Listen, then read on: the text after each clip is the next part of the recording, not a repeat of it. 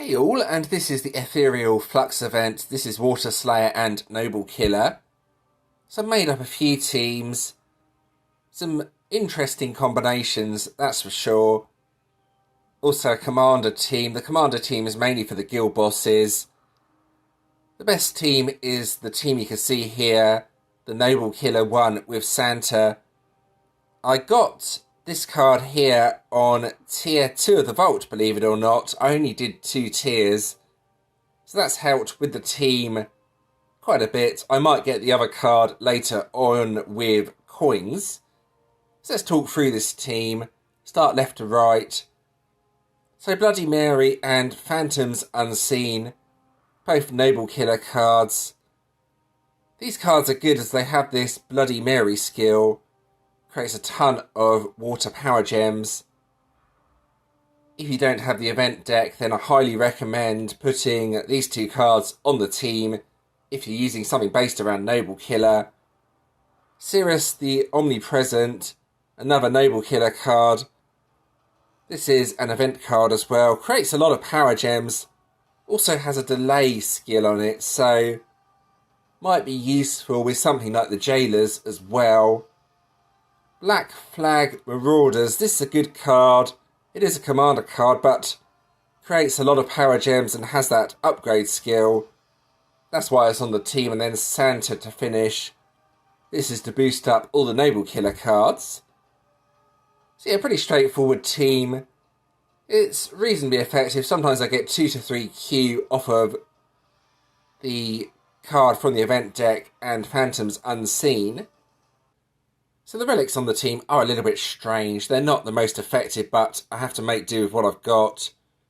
A Dark Commander relic to break 4 shields. That's why it's on the team. Another Dark relic for 2 shields. Another one here, another 2 shields. Unfortunately, not blue relics, so it makes it hard to get the gems at the start. And a Water Slayer relic here. Move on to this one. Here's an ultimate relic. Again, targets Water Slayer heroes. I'm hoping for something in the Drill Fist store that will help out this team. Last time around, it was a relic that targeted all heroes of a specific colour. So hopefully a relic that will target all Water Slayer heroes. Then I can put that on the team as my new ultimate relic. So moving on to the other teams. Here's a team based around Immortal Killer. It's similar to the previous team, except it has 1 Immortal Killer card on the team with high performance unit Iria. Not massively effective, not as good as the Santa team, but it's something to try. If you have a really strong Water Slayer Immortal Killer card, you can try that on the team. For example, Apex Predators. Then use high performance unit Iria to boost that up. It's something to try anyway. It doesn't do as much damage as Santa, but there's quite a few different ideas you can try, and this is one of them. And this was originally going to be used for the guild bosses. It doesn't spawn enough water power gems at the start though, so it's not overly effective. I ended up using a commander deck for the guild bosses instead. This creates a lot of power gems at the start and is more effective, so it's something to try if you don't have a decent Water Slayer deck. I know Water Slayer is very difficult, first event in the season, but you do have to make do with what you have. So I'm going to talk through quickly why the Jailers could be useful on the team. You can see here Sirius the Omnipresent has a nice turn delay skill. There it is. You can see when you use the battle skill, delays all enemies' turn counters by 1. So what you could do is try the event deck with Arcane Killer, Water Slayer cards, and put the Jailers on the team. You get that boost, Arcane Killer attack by 1200% every time you use a delay skill. So that's something to try anyway. It should be reasonably effective actually, but you may want to use Santa. Anyway, that's the teams I'm using. Since I only did 2 tiers of the vault, I didn't feature that in the video, or should I say I didn't record it. So let's move on to the actual event. Alright, so here's the actual event. I have my own Radiant boss up. I don't really want Umbrals yet. I think they're going to be way too difficult for this team. I'll give a Radiant a go though. It does have Slumber on it. Now Slumber doesn't actually do too much to this team, but I don't have a counter for it. Let's give this a go anyway and see how much damage I can actually do. This is by far the most effective team out of the teams I have. Alright, here we go. So there are a few ways to play this deck. The first thing to do is get enough blue gems matched. And the way I like to play this deck is before I use Santa, use just these two cards on their own and wait for them to charge up again. It's only 2 turns on the cooldown. And then once you have the cards up to 2 on the Bloody Mary, just use 1 like this and you get a full grid of power gems. That's much better than using it early on. Then you can start using the other cards and get those power gems on the grid. And so you can see 1.5Q on the event card. That's not bad. It's not great though. It's still going to take a long time to kill this boss. And now you have to wait ages for Santa to be active again, unfortunately. So it's a bit of a pain. You can build it up to 2 again. And just keep an eye on the Bloody Mary counter. Once it has 3, it fills up the grid with power gems. Yeah, the other problem is they also hit quite hard. Bosses, should I say, and there's no real healing on this team, so yeah. That's a slight problem. So yeah, that attack didn't exactly go well. I did another attack afterwards to test things out. And I think it all relies on which cards are hit by Slumber, to a certain extent anyway. I'm going to give it another go. I'm sure I could do better. But yeah, I'm still testing out my team. It's difficult. I don't like Water Slayer. I never have good Water Slayer cards as it's the first event in the season. It's easily my least favourite type of event. This time I'm going to try using all the cards before Bloody Mary is active. You can see here there is some healing. That's quite a good grid actually. Let's see what this does. Now that's a decent hit. It's not spectacular, but it's decent. I still don't want to prestige to Umbrals though. Umbrals are going to totally destroy me, but yeah, it's a lot better. I got the healing this time. I think what you have to do is keep using this card as it has that delay skill on it. And it also heals. It buys you time, so to speak. And eventually you'll have Santa active again. You can hopefully do some damage. Yeah, but waiting on Santa's always the biggest problem with this deck. Santa's active now, I just need the ultimate form. Going to take one more turn.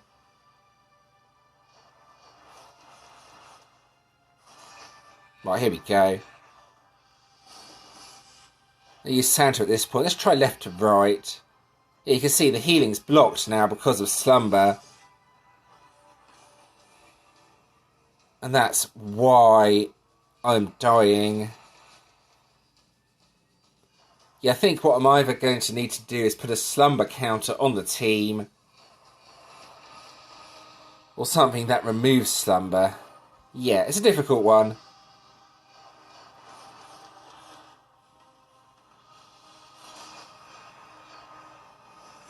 Slumber is a pain though. It's always been a pain.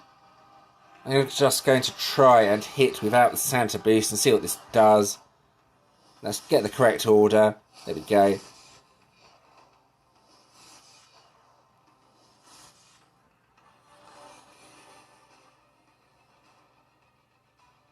Yeah, you can see without the Santa boost, it does basically nothing, so yeah, you kind of need the Santa boost to be able to do damage, but yeah, that gives you an idea of what the team can do.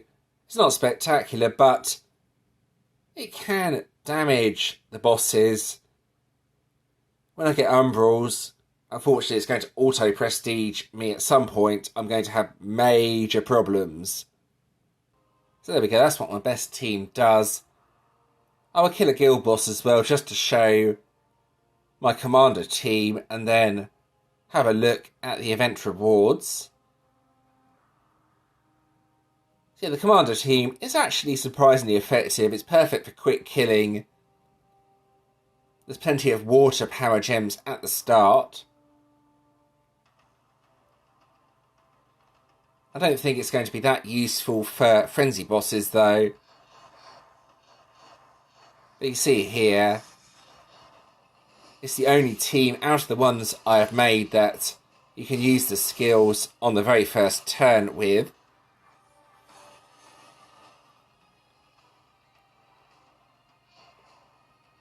There we go. 25 trillion maybe? With battle boost, that'd be about 125 trillion. So not too bad. Not anything special, but yeah, it's decent for the guild bosses. Right, so what have we got this time in the collection? Well, it's Legend Souls. Yeah, nothing to get excited about here, unfortunately. Legend Souls are not really very useful. These legends are so outdated. The mana collection from the previous event, though, was really good, but this, not so good. The guild collection, yeah, Twin Flame Gift, Orbs of EXP, always useful, but lots of junky rewards in there. Right, we move out of that anyway. So either a Fire Warden or Fire Dragoon. What have we got? Well, we're going to find out. It's a Warden. All right. Oh, Power Gem Silence. Okay. That's not as good as Gem Silence, but it's all right. Battle Skill. Increases Fire Hero attack by 40%. That's quite interesting, actually. Dispel Counterattack. That's also quite useful. But it's not really useful as a Warden. It's more of a proper team card, so to speak. You might find a use for that in some sort of GVG attack team, actually, just because of the Fire Hero attack increase. That's worth testing out anyway. Not so useful as a Warden, but might be useful elsewhere. That's up to you to decide, though. So the last event actually gave us a ton of mana, so you should be able to awaken some of your cards. And here are 5 cards I recommend awakening.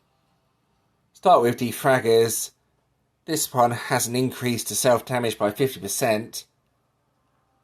Heretic Hunters increases self-damage by 275%.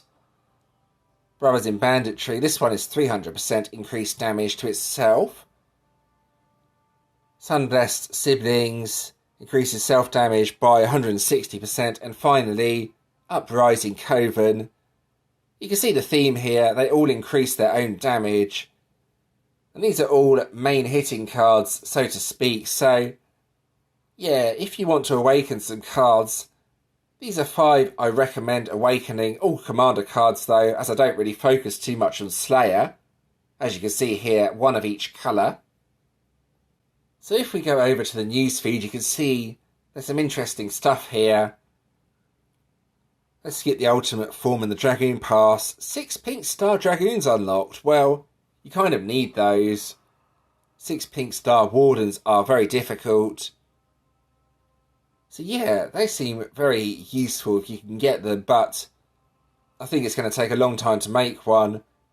My main Dragoon is not even 5 pink stars yet, but the next part is really good. The Heavenly Spire has been updated, a new tower to help with upgrading the Dragoons, and it also resets at the end of the season, so keep an eye out for that once you get to the end of the Spire.